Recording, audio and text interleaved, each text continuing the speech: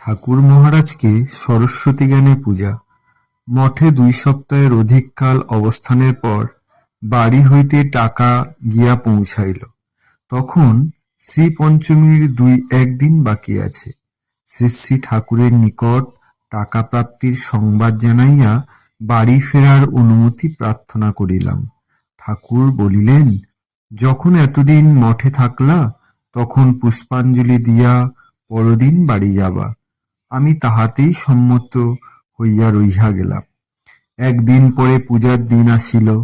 সকাল হইতেই সন্ন্যাসী ব্রহ্মচারীগণ পূজার আয়োজন করিতে লাগিলেন। নানাবিধ ফলমূল ও উপকরণাদির দধি, দুগ্ধ, ঘৃত, মধু, ছানা প্রভৃতি ভোগের আয়োজন ও ফুল, চন্দন, বিল্বপত্র সংগ্রহের ধুম পড়িয়া গেল। সকাল হইতে সন্ন্যাসী ব্রহ্মচারীদের হাঁপ ছাড়িবার অবকাশ নাই। কিন্তু কোথায় পুষ্পাঞ্জলি দেওয়া হইবে আমি কিছুই বুঝিতে পারিতেছিলাম না।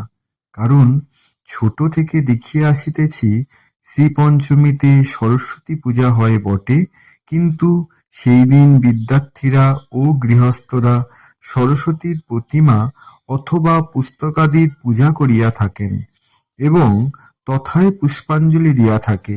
কিন্তু মঠে যে এত ধুমধামের সহিত পূজার আয়োজন হইতেছে, পূজা হইবে কোথায়? প্রতিমাও নাই, পুস্তকাদিও সাজানো হয় নাই। শ্রী গৌরাঙ্গের মন্দিরে কেবলমাত্র একটি দোলানো চৌকি, চারিদিকে দড়ি দিয়া মাটি হইতে কিছু উঁচু করিয়া ঝুলানো রহিয়াছে। ঠাকুর মধ্যে মধ্যে ওই চৌকিতে আসিয়া বসিলে তখন আস্তে আস্তে ওই চৌকিটি ঝুলানো হয়। ও দোলানো চৌকি ছাড়া গৌরাঙ্গ মন্দিরে পূজার উপকরণ ব্যতীত অন্য কিছুই ছিল না। ক্রমশ বেলা প্রায় ১২টা বাজিয়া গেল। পূজার আয়োজন সব ঠিক হইয়াছে। তখনও পর্যন্ত আমি বুঝিতে পারিতেছি না পূজা কোথায় হইবে এবং পুষ্পাঞ্জলি বা কাহাকে দিতে হইবে। দেখিতে দেখিতে প্রায় ১টার মতো হইয়া গেল।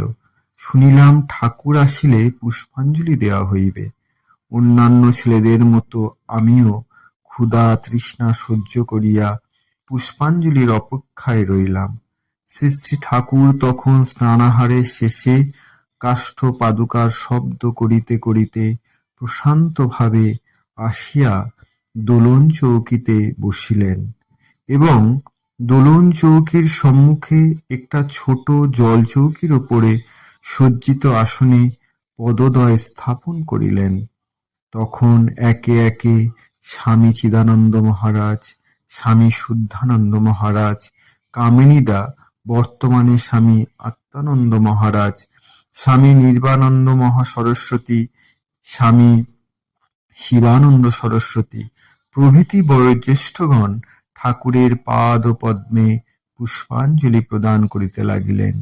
ইহার পরে কিশোর ও বালকগণের পালা পড়িল। তখন ওই দলের মধ্যে আমিও ছিলাম বয়োজ্যেষ্ঠ এবং বালকদের পশ্চাৎ লইয়া আমি ঐরূপ ভাবে পুষ্পাঞ্জলি শ্রীগুরুর পাদ পদ্মে অর্পণ করিলাম।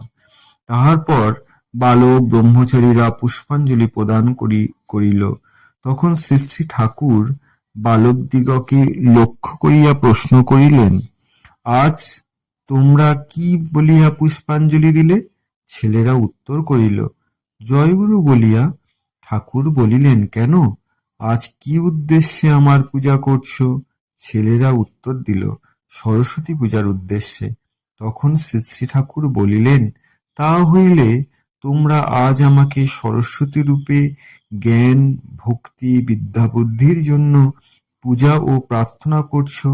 আর শুধু জয়গুরু বলে পুষ্পাঞ্জলি দিলে হবে না, আজ আমাকে সরস্বতী রূপে পুষ্পাঞ্জলি দিবা।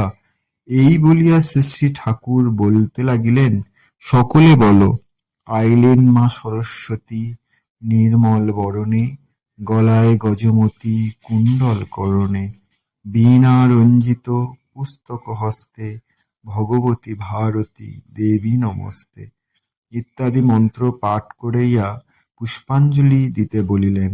পুনরায় প্রণামের মন্ত্র বলাইতে লাগিলেন। বলো, সরস্বত্যৈ নমো নিত্যং, ভদ্রকাল্যৈ নমঃ নমঃ, বেদ বেদাঙ্গ বেদান্ত বিদ্যা স্থানভ্য এবচ। অতঃপর প্রণাম করিতে বলিয়া বলিলেন, দেখো, আজ গুরুদেবকে সরস্বতী রূপে অর্থাৎ বিদ্যা দেবী রূপে অর্চনা করিয়া তাহার নিকট বিদ্যা বুদ্ধি প্রার্থনা করছ, তাই আজ আমার পায়ে পুষ্পাঞ্জলি দিচ্ছ, বুঝলে? বালকদের সকলে বলিলেন, আজ্ঞে হ্যাঁ, কিন্তু এই বালকদিগকে জিজ্ঞাসা করিবার মূল কারণ যে আমার মনের সন্দেহ ভঞ্জন করা, ইহা আমার বুঝিতে বাকি রইল না। ঠাকুরকে প্রণামান্তে সকলে বিদায় লইয়া আসিলেন। জয় গুরু, জয় গুরু, জয় গুরু।